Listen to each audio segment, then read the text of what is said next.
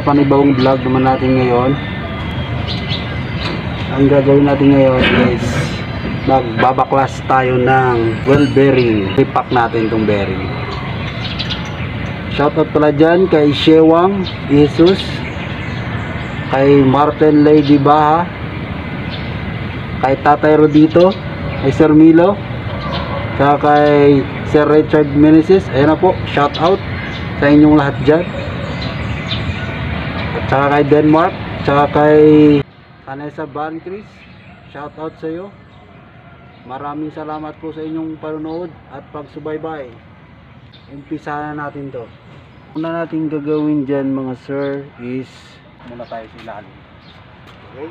Safety muna. Jack muna tayo. Ayan.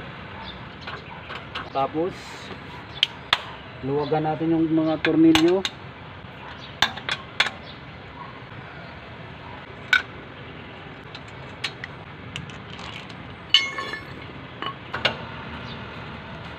At para safe stand, lagay mo tong gulong sa ilalim para safe and secure. Hindi tayo ma-injured. Mahirap ma-injured. At ayan na nga, baklasin na natin.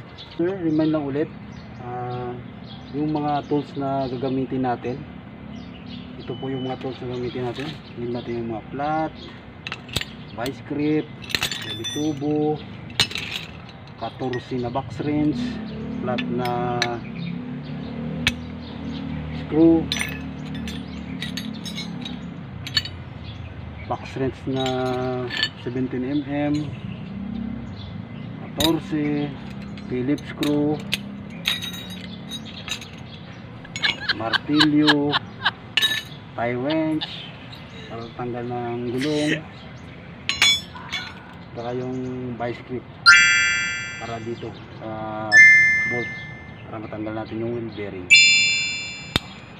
At ayan na, treating oil para sa mga tornilyong matitigas. Brake caliper, kukuha ng 14, pukpukin pa ilalim. Yan, maluwag na. At saka isa pa, nandito pa sa ilalim yung 14, pukpukin lang natin. Yan, tatanggalin yung 14, galawin lang pataas ganito. Yan, saka tanggal mo yung brake caliper. Yan, tanggal na. Tapos yung brake pad, tatanggalin natin to. Yan, tanggal natin, kapal. Baklasin natin yung housing ng caliper.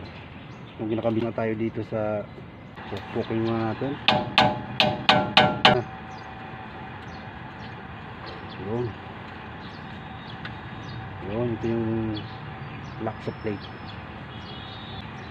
Housing ng caliper. Gumamit lang tayo ng 17mm na box wrench. Okay, dito yun na.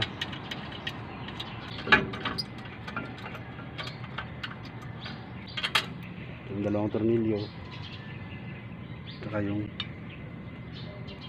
housing ng caliper kit, saka brake pad. Huwag lalagyan ng brake pad.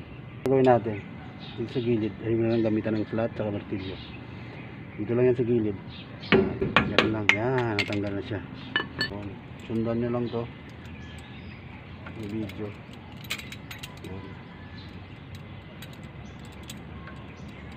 Mamit tayo ng vice grip para madaling bunutin. Yan, bunot na yung lock. Itong bolt na to, ang pababa, yun, maluwag lang yun. Tapos yan mga sir, hilain mo lang mga sir, matatanggal na ko yan mga sir. Yun, tanggal na siya mga sir. Yun, ito yung ano ng bearing sa lock, yung spacer. Ito yung nag-cover dito sa bearing. Tanggalin din natin to, yung coil seal tsaka yung inner bearing, yung outer na labas na. Ito natin ang inner bearing, paluin nyo na pababa. Dito na siya mga sir. Ito na yung inner bearing tsaka yung oil seal. Linisan guys, linisin natin mga guys. Shout out dyan kay Sir Tebes. Ganito nyo lang guys, oh. Yan, ganyan. Ito yung inner bearing na maliit. Yan. Grip pack. Sit aside. Yan. Pag okay na, ihanda na natin dito. Yun. Mamahaling grasa pa yan guys. Imported na grasa to. High temp. Imported. Anong brand ito? Onochem. Ito yung brand ng grasa. Onochem. Natin yung bearing. Inner bearing.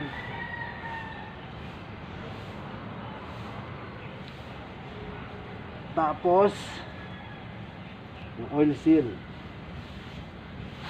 Lagyan pa na ulit natin ng grasa para hindi siya matuyuan. Yun.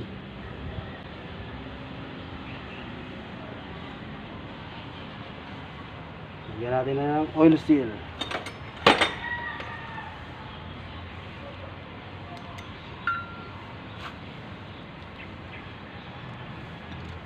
Pukpukin na ng ganito. Then, lagyan natin ng gamitan natin ng extension sa kamartilyo. Damit kahapon. Bakit hindi mo mimik to? Lagyan natin. Ayan na mga sir. Kabit na natin yung inner bearing. Kabila na naman yung outer bearing. Ayan. Wala ng grasa. Lagyan natin ng grasa. Pulas po na guys kay be careful lang guys kay grabe yung grasa kumakalat. At saka sasalpak na natin. Yan. Okay. Tari gumalaw. Ito. Salpak na natin. Yun. Yung bearing. Ito. Lagyan mo natin siya. Magasgasan yung spline nito. Pero ingat talaga yung parada. Lagyan ng grasa. Yan. Ayun. Ayan mga sir. Salpak na mga sir. Yun. What not.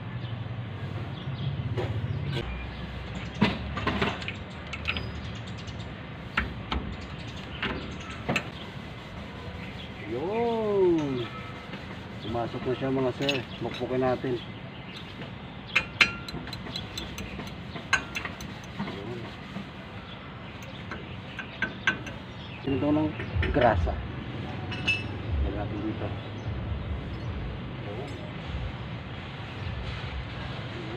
Palugin natin ng ganyan. Yan.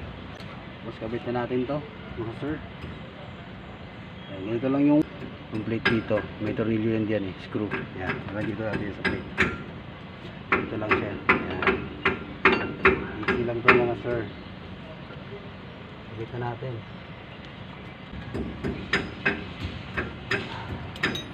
Kita natin mga sir.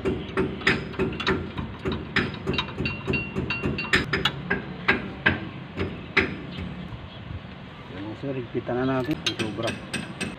Kung may rubber na to, ito sa ilalim. Itong walang rubber na to sa taas. Yan. Lagyan natin ng grasa. Lagyan ko na ng grasa. Yun. Yun. Tapos natin na yung brake pad. Iyahin natin. Ganito. Iyahin natin yung brake pad.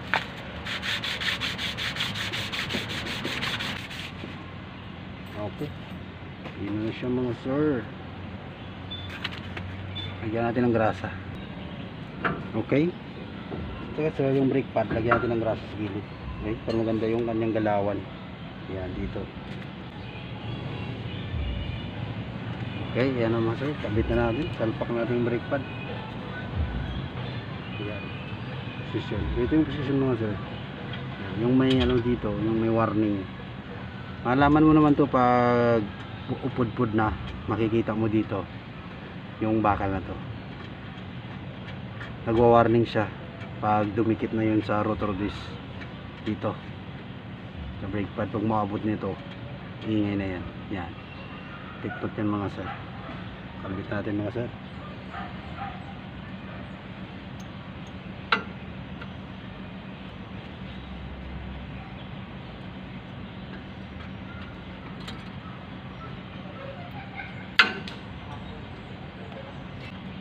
Ayan.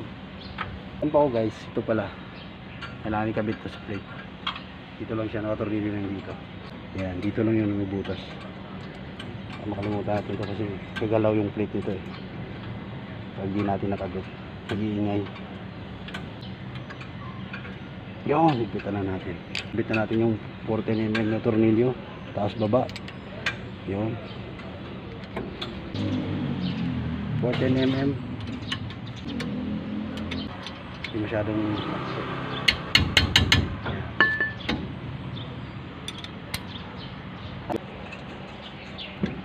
nagrasa din. Yun. Maraming salamat po manood. At dyan na tapos yung vlog ko. Maraming salamat po. Maraming salamat guys sa inyong panonood. At dahil may nagtunan kayong bagong video sa akin. Salamat po sa inyo. Maraming salamat po. Salamat po sa pag-subscribe at saka pag-click ng notification bell for more update videos. Maraming salamat po. Thank you. Bye bye.